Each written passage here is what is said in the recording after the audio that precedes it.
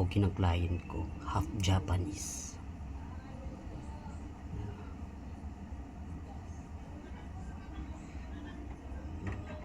Pang head massage yan. Kala mo pambati ng itlog.